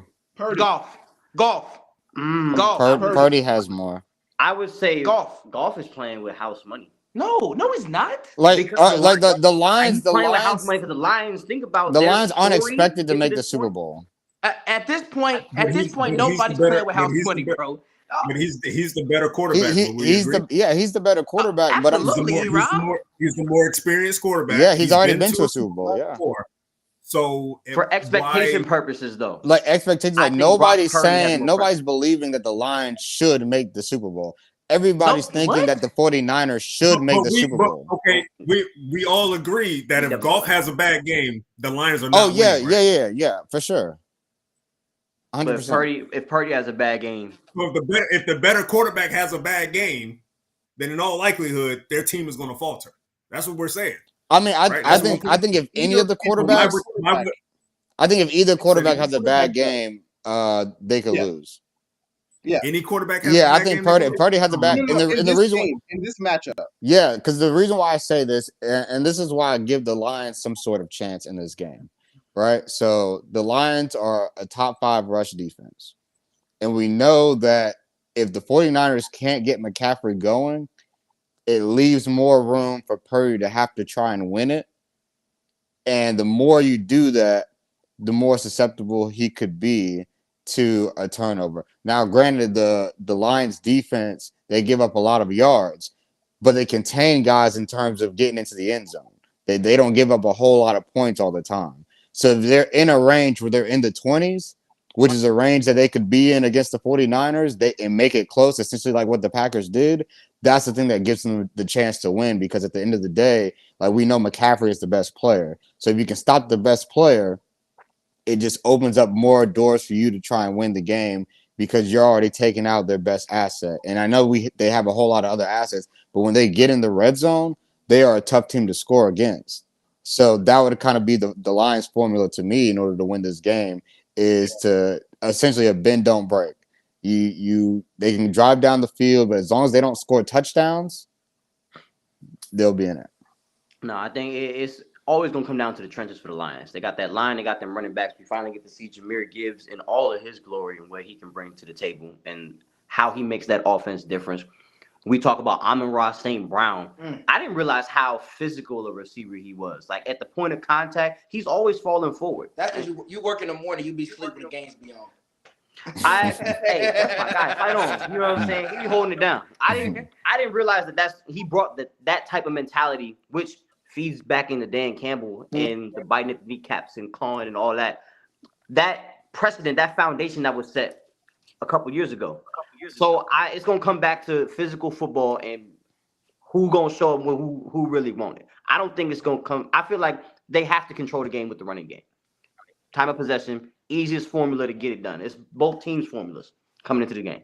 Yeah, it's not all. It makes Jared Goff and Brock Purdy's jobs easier. Yeah, and we didn't get into it, but obviously Lions beating the Bucs and the way they were able to handle that. I mean, obviously, like Baker had a solid game, but those 2 interceptions definitely kind of cost them. And you look at the running game for the Lions. They in the first matchup they were pretty terrible, but Jahmyr Gibbs did not play in that first matchup. Now in this game, he went for 70 yards and a touchdown. You had Montgomery do his thing. They ran for over 100 yards against the Bucs. Jared Goff has had 2 games where he's thrown for, about 250, 2 touchdowns, no picks. So he's been solid. Like, I feel like if Jared Goff and this offense have the type of games that they've had against the Rams and the Buccaneers, who are, solid teams in their own right, especially defensively. Yeah, they've been showing out. Like, Also, Do for you for think those who care, Joel Embiid got like 45 in the third quarter right now. Go ahead. That's damn. oh Do my you God. think this is why we mute you, Eric? By the way, do you think that the Bucks should get rid of Baker? No, No. For no. what? Like Whenever it would I've make seen it them, would make no sense because there's no quarterback right now that we can say that yeah they get this guy and it'll be an upgrade that's worth the cost Man, because Do there you are the amount of disrespect that Baker gets is kind of like what where's respect the, does he deserve? I'm saying, but we're treating him like he's Brock Purdy, and yeah he's no not. He's I not have better than Brock Purdy. I What put does Oh, Baker make I for a all think there living? are He's I right. better think than Brock Purdy. I mean That's enough. I, That's enough for tonight. I mean like the things That's that I enough was for Baker's in tonight. the done same tier. yeah I'm about to say the things that Baker has done like What has he I so give I that's give done? saying that Baker in the 49ers he's system won would two look just as playoff good as Brock games. Purdy, if not better. He's won two playoff games, so he's two and Oh two. my! He's 2-2 in the playoffs. Obviously, like Same as Lamar, right? I mean, I guess yeah, he has two playoff wins, but Lamar's in the AFC Championship and he has not been there. So and he has MVPs. But anyways, like we've seen Baker win playoff games. I obviously like the Eagles. We knew the Eagles were reeling, but cool. But then he won against the Steelers when he was with the Browns. And we saw that he's able to have good regular seasons. He had one against his second to last year with the Browns. Obviously, he had a really good one with the Bucks this year compared to expectations that we thought he would have. Like I think Baker Mayfield is I would have a ceiling as a Kirk Cousins, which is not bad to have, especially if you have a team that has Not pieces great. around it. You're not going to expect them to win a Super Bowl, but you expect them to, okay, they can win a playoff game. Like, I think that's where he's at right now. Bro, this is Which the is first why year hold that on. That's why I posed the question. If you tell me my organization, you say, hey, yeah, we got a quarterback, at best we could win a playoff game with. Keeping this man around, I'm not trying to No, just win one playoff game. so that's why I said he's worth it with the cost, right? Because you're not paying him top Context dollar matters. quarterback money, right? So He's cheap. so I'm like, if he's for the cheap and he can at least get you to the playoffs and maybe win a playoff game, I think teams would rather go that route and then hope to, essentially do what the Chiefs did with Alex Smith, where if you feel like you find a guy in the draft, you can move up for. But at the time, if you're playing well and you're winning games, and you want to keep your franchise from being like a bottom tier franchise, why not Because keep with that guy? It would make my sense. question is bringing in Kirk Cousins an upgrade? yes. Yeah, but it's not going to win them a Super Bowl. He's gonna, but see, Because Not improving their overall the his money. salary, It his makes them salary, better, his I salary guess, is but like, they're not winning any more playoff games with Kirk Cousins. That's what I'm thank saying. you, and his salary is 4 times more as Baker. Well, the So Bucks, like, what? Like his salary would be stupid. His cap hit would be stupid compared to Baker's. I was going. You're bringing in the same guy essentially, but you're paying him $40 million So look, to just get you to the playoffs. I was going more the route of maybe they get into the sweepstakes for Fields, but hey, that was my thought process here. I Was mean, maybe they should go into the sweepstakes here I would and like that. Fields. I mean, I think the bad thing about that is if they're in the sweepstakes for Fields, right? And we believe that Fields has a high ceiling, right? Which is, I think everybody believes that he could still be a guy that could be a franchise quarterback. But it just like for them, it's a chance that I don't know if they'd be willing to take, only because they're like, okay, if it doesn't work out with Fields, then we just gave up on a guy that got us to the playoffs and got us a playoff win. My thing is he threw for 64. He completed 64% of his passes, 4,000 yards, 28 touchdowns, 10 interceptions. Is that worth moving on from to go get Justin Fields? I mean, I like Justin Fields, don't get me wrong, but I think the teams that should aim for Justin Fields are looking to improve whatever quarterback numbers they had this year. I think Justin Fields is absolutely worth it. Because one, Baker has a shelf life. Baker is not going to be the answer in 3 years for the Bucks. And the opportunity to get somebody like Justin Fields isn't going to come along very often. You're essentially just banking on hopefully a better option comes on later, which doesn't always present itself. That's the difference with this situation and if they were to wait for somebody new. Like, to me, I'm sitting here and I'm like, this is kind of similar. And please don't go on a tangent, Eric. Like, just let me say this and you just be I'm going to go quiet. use the bathroom while you say that. That's what we're going to do. All Go right. ahead. So this to me kind of reminds me of like the Commanders, right? Like, they're in, if they keep Baker and we keep on waiting, they're just going to sit here, like Eric says, in purgatory. They're going to keep on waiting. They're not getting where they want to get to. They're just stuck because they're never bad enough to get a quarterback, but they're not good enough to win. I feel like that's where they're going to be because to me, this year, cool, you made the playoffs. All right. But if the Saints or Falcons or get their stuff together, they're not going to be in the playoffs anymore to me. With Yeah, Baker.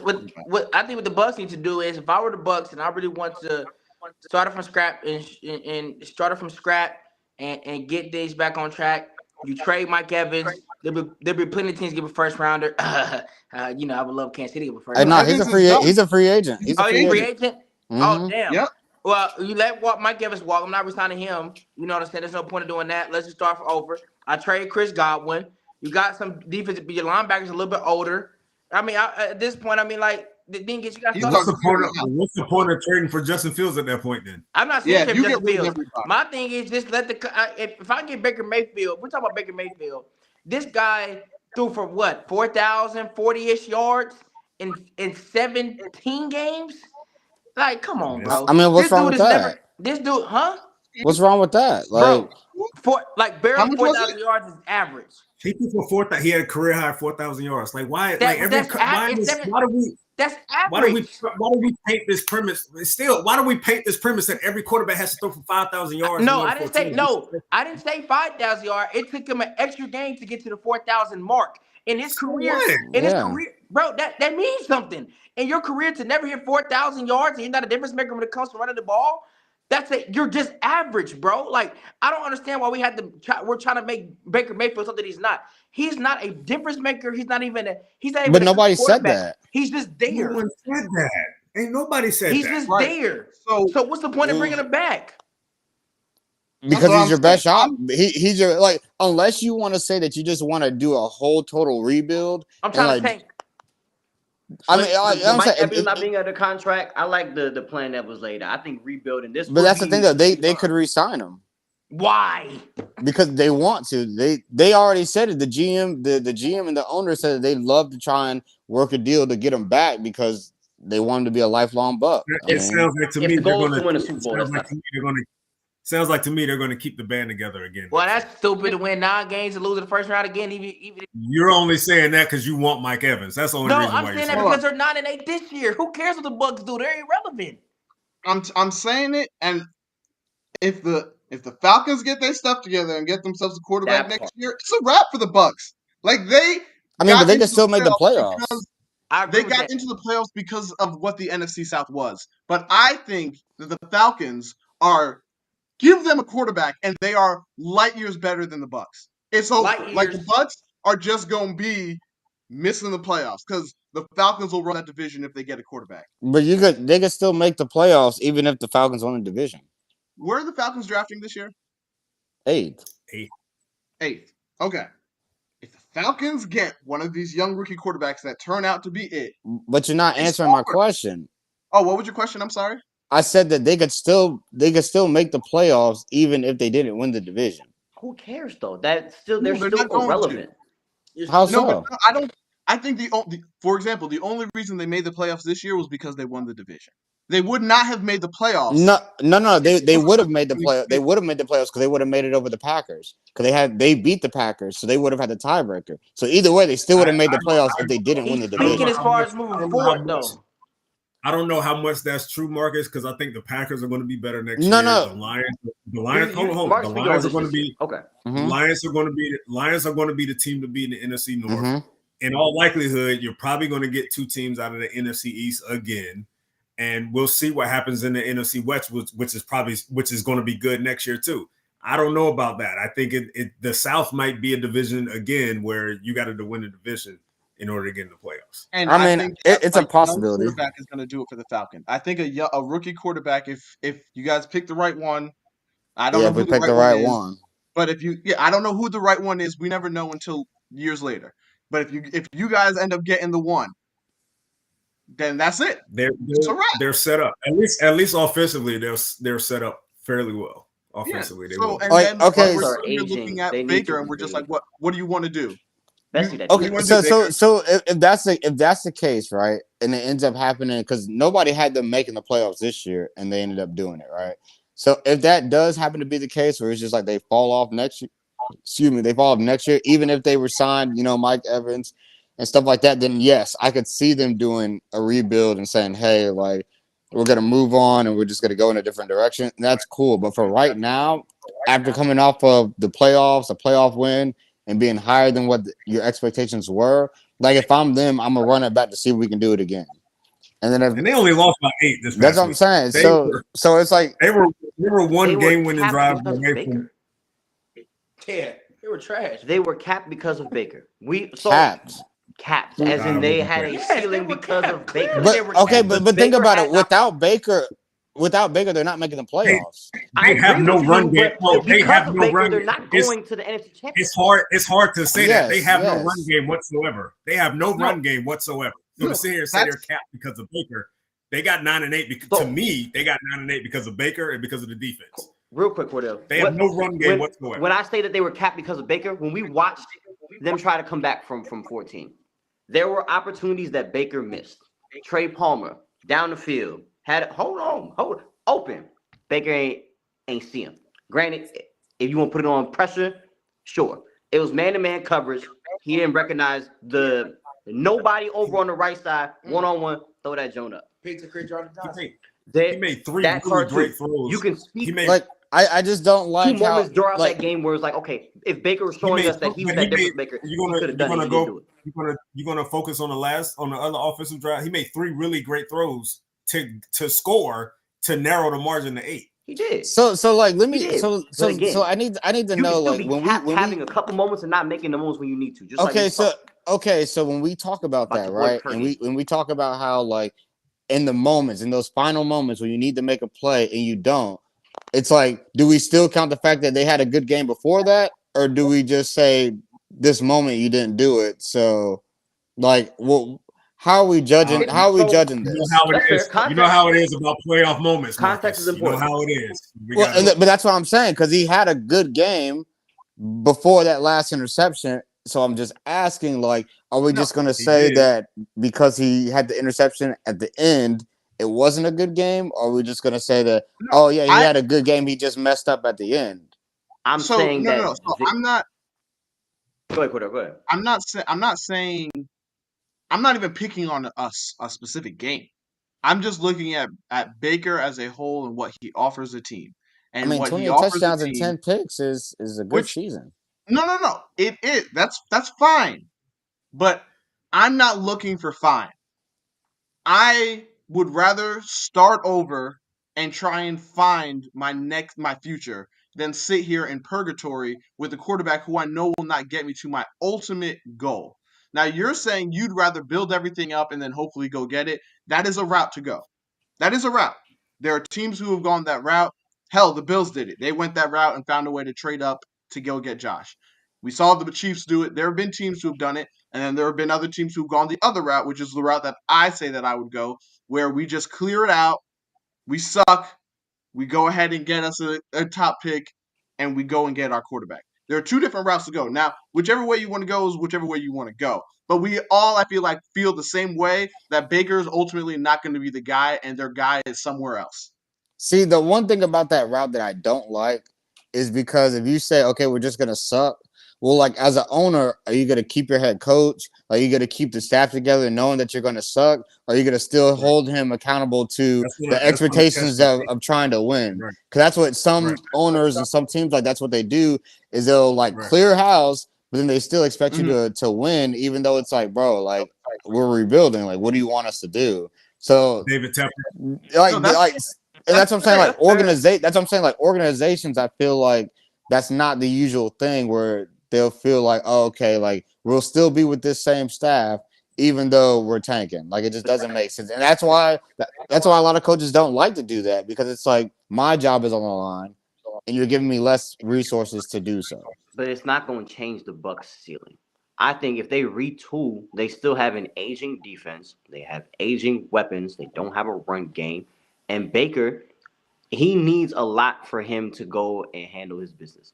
I feel like when we're comparing Brock and Baker, if we're putting Baker in the 49er system and what we think Baker could do, seeing what he did with Mike Evans this year, I feel like in a right situation, Baker can do the job.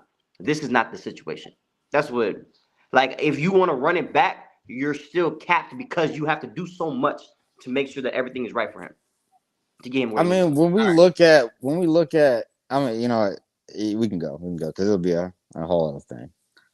All right, well, no, I was going to get ready to close this thing out because we've definitely been on 30 minutes longer than the norm. I let it, things I That's carried away. happens when you let C-Mac come really got on. carried away. That was the answer. I was gonna That's say what It you. is what it is. So no, but for real, you guys, if you guys have any final words you guys want to say, go ahead and say your final words on whatever topic. Free range to say whatever. Just keep it on the shorter side of things on what you want to say. I have a Ravens Niners Super Bowl. That's all I got. All right, you could have waited till You got a Thursday what? for that, but okay. I wanted to say it to C-Max since he was here. Oh, okay. Ravens Niners Super Bowl. That's what I got. That's your last thoughts? That's my last thought. Okay. Final word. Okay. Me, my final words. Oh, Lamar's overrated. Chiefs by 10. All right. All right. All right. Well, I'm gonna just say that. Do I think Josh Allen could have made some throws to end the game to win? I do. He did not make them. I do think that, Chris Jones made a great play, and that's why Josh Allen didn't make that throw. But as an elite quarterback, still expecting him to make the throw. But still love him. Still top of my list. Even though the Rob? quarterbacks miss a couple passes.